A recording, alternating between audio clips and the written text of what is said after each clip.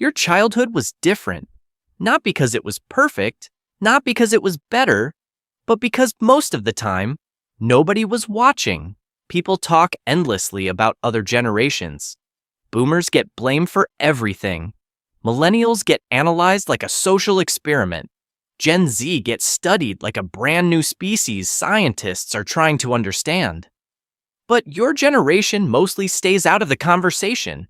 Generation X, the generation that grew up between two worlds, before the internet, before constant supervision, before anyone thought kids needed a phone in their pocket at all times. If you want to understand Gen X, you have to start with a very ordinary moment, a weekday afternoon, somewhere in a quiet suburb outside a big American city, the kind of place where every house looks almost the same. Long streets, driveways, basketball hoops above garage doors. A yellow school bus slows down at the corner. You step off. The bus pulls away, and suddenly the whole street feels empty. You walk up the driveway, check under the doormat.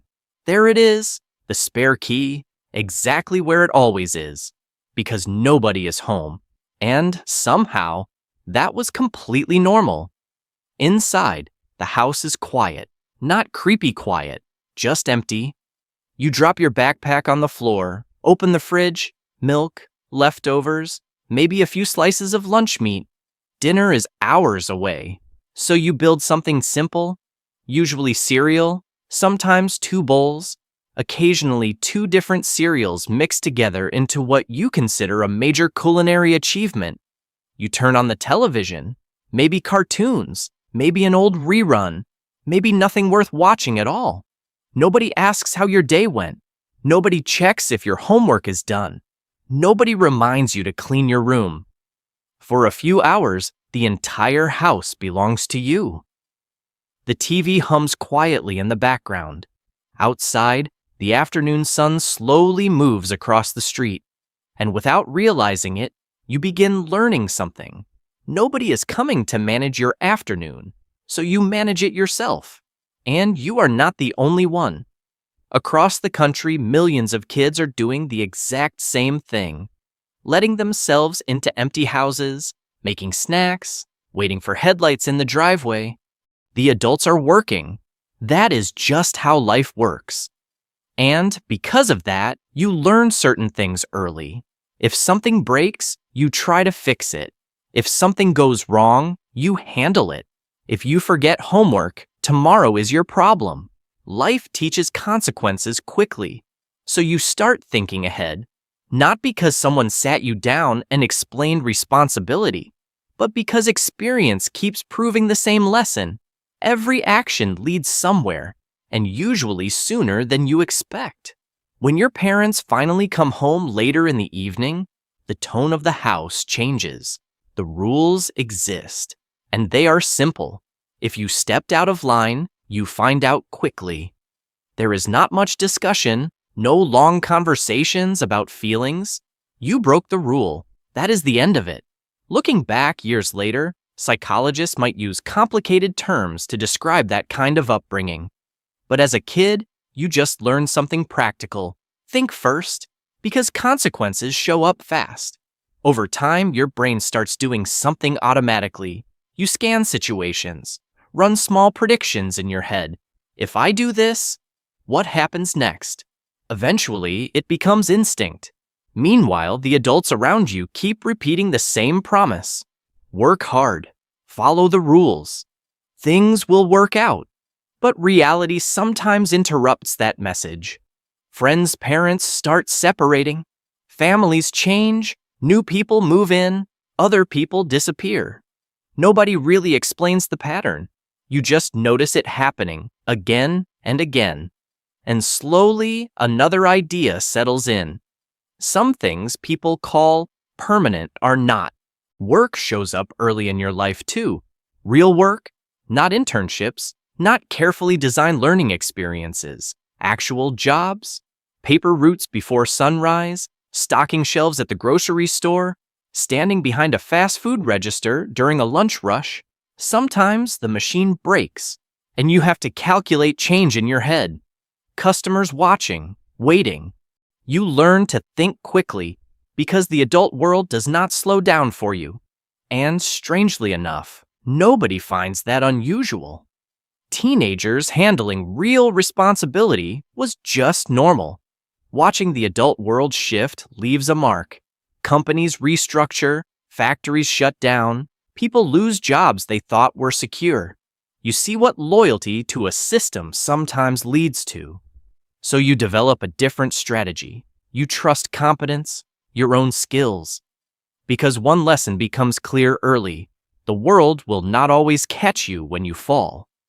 So you learn to land on your own feet. Another trait develops quietly along the way. You value privacy, not dramatically, just naturally.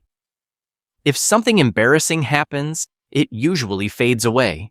Maybe a few people remember. Maybe a friend jokes about it later. But that is all. There is no permanent record, no viral moment, no endless replay. So the idea of sharing your entire life publicly feels strange. Maybe even a little risky. Not because you hate technology, but because you grew up believing some parts of life belong in smaller circles. Humor becomes a useful tool, a specific kind of humor. Dry, sarcastic, sometimes slightly dark.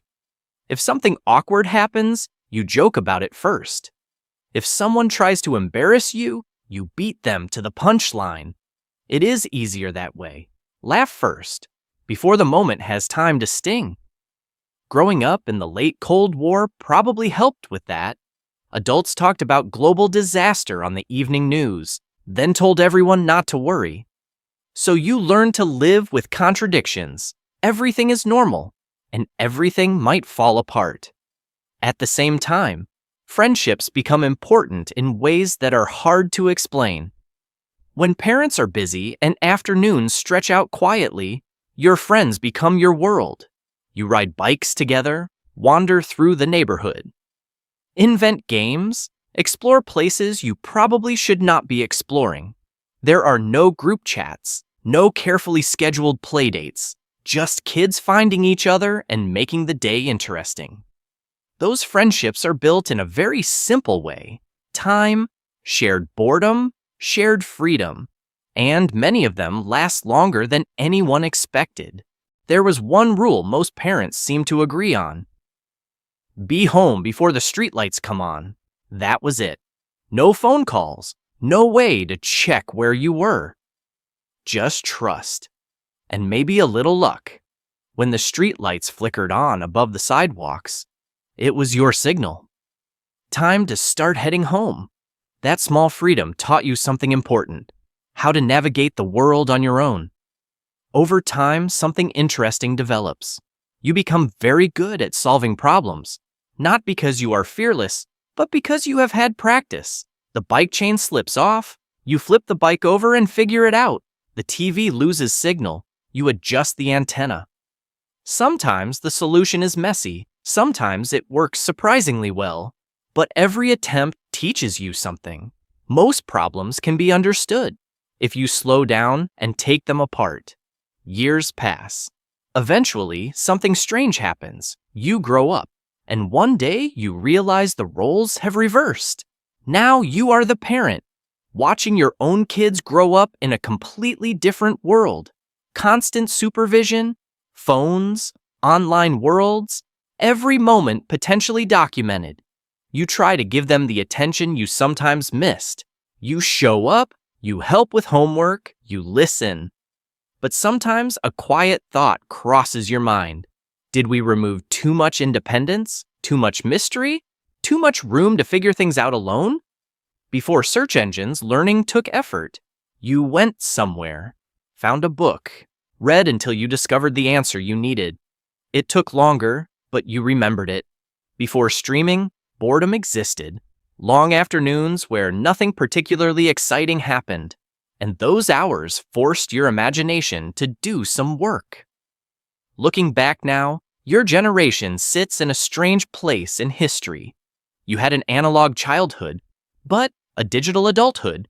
Rotary phones and dial-up internet, paper maps and GPS, handwritten notes and instant messages. Two completely different worlds, one lifetime, and somehow your generation ended up connecting them. You became a bridge, not a glamorous role.